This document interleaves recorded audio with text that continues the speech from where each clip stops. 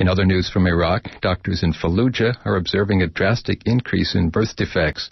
Britain's Guardian newspaper interviewed neurologists and obstetricians in the city and says they're seeing many more babies with problems of the central nervous system, including brain tumors.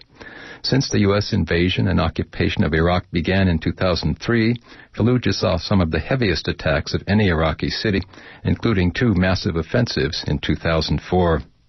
According to The Guardian, Iraqi doctors aren't sure that the rise in birth defects can be attributed entirely to chemicals, radiation, or other after-effects of war. Dr. Ayman Kais, the director of Fallujah General Hospital, is quoted as saying, "We simply don't have the answers yet." However, Bay Area independent journalist Bob Nichols says he is sure what's causing the rise in birth defects in Fallujah. He says it's from the effects of radiation from uranium oxide contamination. U.S. forces made extensive use of depleted uranium ammunition in the assaults on Fallujah, he says, and now the city's population is feeling the effects of that radioactive material.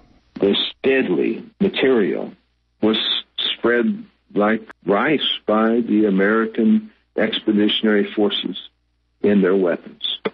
That's what's caused this stuff. Primarily artillery shells.